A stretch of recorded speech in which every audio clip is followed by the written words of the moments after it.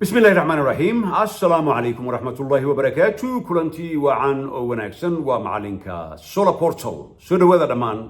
أرضي آد أفر بدن ودعلها الدنيا كل شيء وحي سوي ديان عبد الناصر مر والبوحن أفكار كما قلنا سيلدها الوكالة جناح الدون كم السوق ماركت كا مركا وحن ربنا إن أدنى برتيت from the basics فرونتين وانا قانا راني رسي وحلو برو خاصة لح يتمن سنة أيام معلن رنك تكنولوجيا هذا أنا كريبتو كارنسي هذا أنا النوع والبو تكنولوجيا أو أي سي تي سيدا أوجد waxaan idin diyaariyay barnaamij beginner ah haddii aad raacdid waad ka faa'iideysaa adoo gurigaaga jooga cryptogi waan aragnay casharo badan aan ka sameeyay waana ka sameynaa forexki waan aragnay laakiin kan waa stock adduunka kuwa ugu waaweyn sida Nasdaq, New York Stock Exchange, London Stock Exchange iyo Hang Seng oo ku yaala Hong Kong iyo kuwa kaloo fara badan Frankfurt ku yaala Australia ku yaalo meelo kale duwan marka casharkan bilowga ah raac ababkaas isticmaal lacagtaadana ogsoonow jeebkadii ka bixin mar walba kula joogto isla markaana waxa garanti kaaga dhigaya in adoo gurigaaga xaafadada gaalkacyo ama Hargeysa ama Kismaayo Muqdisho jooga aad lacag ka dhigi doontid soo dhawaada waxa ugu horeeya aad u baahan tahay waa lacag ha yaraato ama ha badnaato lacag ahaan waxaad ku bilaabi kartaa 100 500 ama $1000 haddii ay tahay markii kugu horeysay waxa muhiim ah lacagta aad ku maalgashan doontid stock marketka waa in ay ahaataa lacag aadan u baahnayn waqti dhow oo aad ka maarmi kartid lacag walba aad ku maalgashatid suuqa stocka waa mid aad ugu talagashay waqti dheer ama a long term investment maalgasho ha taaban ha kobacdo waqti si faa'iido badan aad uga heshid si aad u maalgashatid suuqa stocka waa in aad furataa a brokerage account waa app ama website waa meel aad ka iibsan kartid isla markaana ku iibin kartid nooc walba oo stock ah ugu horeyn waa in aad furataa a brokerage account oo sida loo furto ay aad u fududahay isla markaana free ama bilaash tahay si aad account brokerage ah aad u furatid $1 ha bixinin shirkado qaarkood haddii aad account ka furatid lacag yar oo promotion ah ayay kugu shubayaan si aad ula ganacsato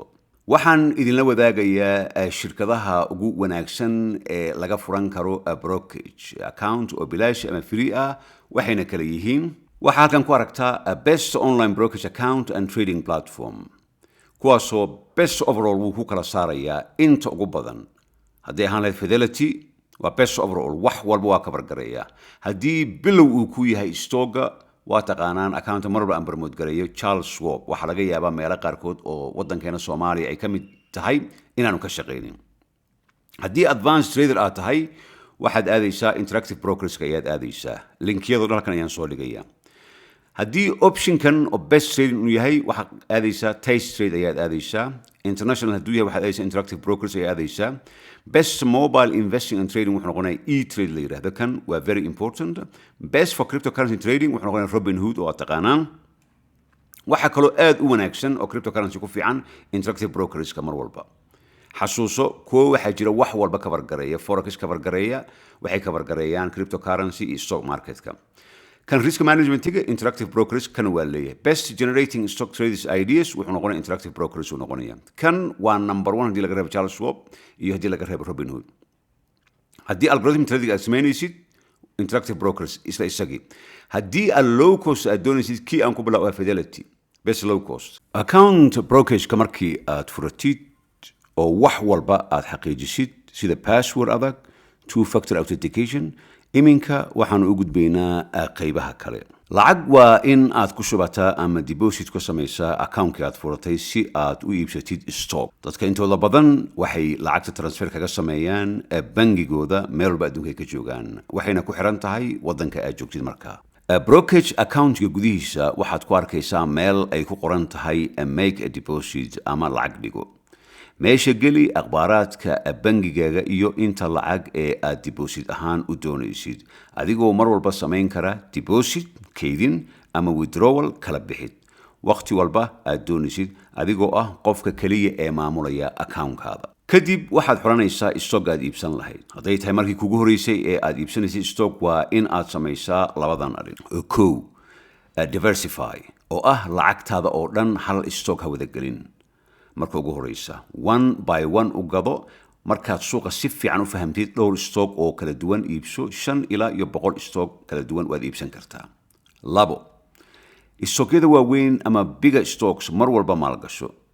haddaad tahay shakhsi ku cusub suuqa, mar walba eeg shirkadaha dhaqaalahooda uu yahay billion ilaa trillion oo magacooda la yaqaano oo caan ah. iska ilaali risky penny stocks oo laga wado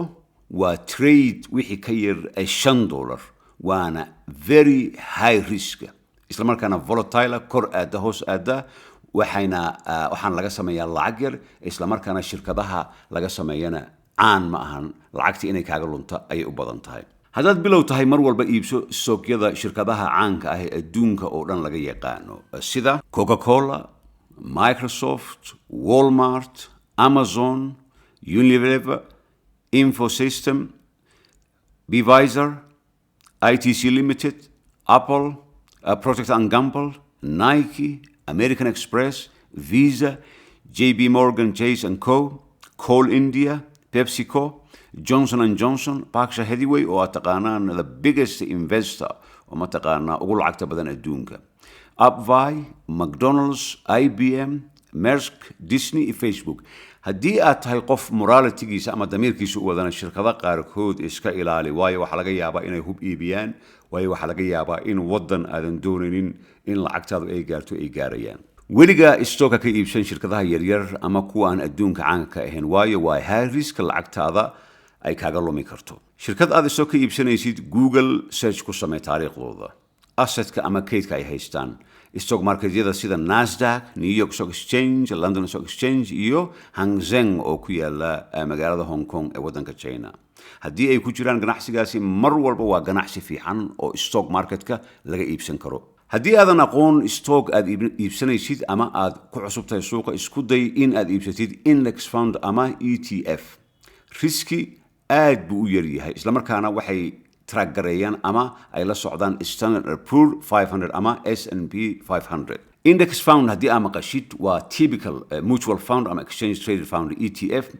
oo mataqaanaa waxay isku soo aruurisaa wax walba oo collection investment oo security-ga sida stockyada bond, isla markaana waxay eegtaa profitka ay sameeyeen waqti dheer ayay eegtaa, isla markaana marketka indexkiisa la socotaa sida Standard & Poor's 500 oo ah diversified portfolio kala duwan haystaan, isla markaana sameeyeen offer kala duwan iyagoo arkaya exposure-ka ama in ay soo bandhigaan riskiga isagaaga uu gelayo, isla markaana low cost ah. sidaa awgeed waxaa laga yaabaa in ereyada qaarkood aadan fahmin, laakiin Standard & Poor's 500 mar walba waa in aad isha ku haysaa. haddaad tahay bilow, mar walba iibso ETF-kan ka hadalnay, kadibna index fund. ku bilow saddexdan ETF electronic fund transfer-ka la yidhaahdo. tusaale ahaan magacyada halkan ku qoran yihiin, waxaan ku bilaabayaa SPDR Standard & Poor's 500 ETF Trust oo laga soo gaabiyey SPY,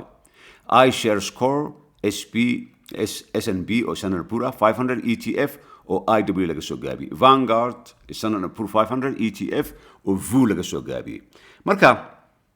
haddii mar walba aan ku noqdo waan maqli doontaa marar badan haddii stock aad ku jirtid aad baratid oo videos aad u fara badan oo ku jira dhanka iyo social media ku aragtid. waa maxay marka Standard & Poor's 500? Standard & Poor's 500 waa index, wuxuu track gareeyaa ama monitor gareeyaa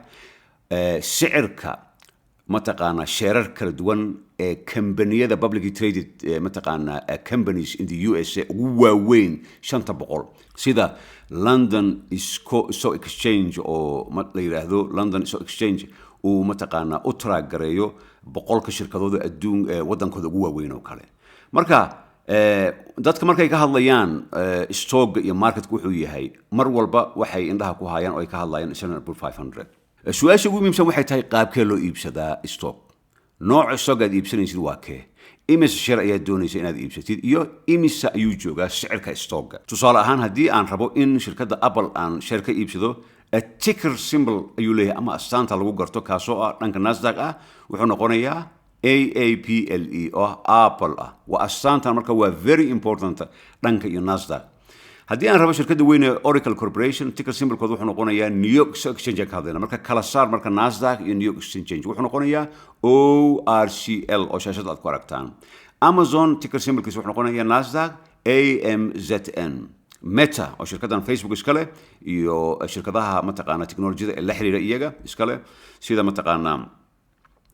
instagramku kale iska leh nasdaq wuxuu noqonaya meta uu noqonaya shirkad aan aadka u xiiseeyo oo lacagaha ugu badan laga sameeyo oo originkooda ka yimaada Taiwan laakiin xilligan Mareykanka laga leeyahay Nvidia Nasdaq wuxuu noqonaya NVDA marka ticker symbol-kan ama astaanta lagu garto aad ay muhiim u tahay Microsoft Nasdaq waa MSFT iyo shirkadda muhiimka ah ee Advanced Micro Device oo laga soo gaabiyay AMD un bay noqonaysaa Nasdaq tusaale haddii aan rabo inaan iibsado Nvidia shares sumadiisu Nasdaq ay tahay NVDA sicirka uu yahay $15.1 sharekiiba uu yahay waxaan u iibsanaya qaabkan marka haddii aan iibsado tusaale ahaan 10 share oo shirkadan ah waxaan dalbanayaa buy order ayaan ka dhex dalbanayaa account-kii aan ka dhex furtay appka tusaale ahaan hadduu yahay Charles Schwab hadduu yahay Robinhood hadduu yahay sidaa awgeed 10 share oo shirkadda Nvidia oo midkiiba uu yahay $15.01 tobanka share wuxuu noqonayaa $150.1 ayuu noqonayaa buy order markaad ku dhufatid waxaa gacanta kuu soo gashay oo accountaada brokerage ku dhacday 10 share oo shirkadda Nvidia ah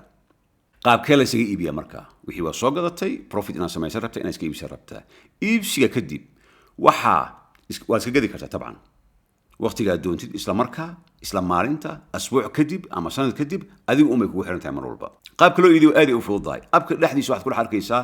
sell order baad riixaysaa xasuuso mar walba sicirka ama price-ka aad ku gadatay mid ka sareeya ku iibi tusaale ahaan haddii 15.1 aan ku gatay share-kii Nvidia uu gaaray 25 ama 30 profit fiican ayaa ka soo baxay share-ka day badan yihiin sida awgeed sell order aan sameynaya profit ayaan ka sameynaya marka 10 share oo shirkadda Nvidia asanteeda ay tahay NVDA haddii aan 20 share-kiiba ku iibsado waxaa iisoo xaroonaya $200 $15.1 ayaan kusoo gaday marka profitkaas profit fiican waay waxaa laga yaabaa inaad tidhaahdid $50 kaliya iisoo kortay $50 banaanka lagama helo kuwaasoo boqolaal ah kumaan kun ah boqolaal kun oo shares meeqay noqonayaan marka aad ayaa looga lacag markaad iska iibisid shareerkaada sidee lacag cash ugula bixi kartaa account-kaadii brokerage-ka ahaa waa very simple waxaad brokerage account ku dhex dalbanaysaa withdrawal order waxa yiraahdo kadibna lacagtaada waxaa si fudud ugu wareejin kartaa bank account-ka ku xirnaa brokerage-ka oo markii hore aad ka soo dalbatay lacagta waa free waxay lacagtaada soo galaysaa waqti ka yar 12 saacadood marka canshuura ama taxation ma jira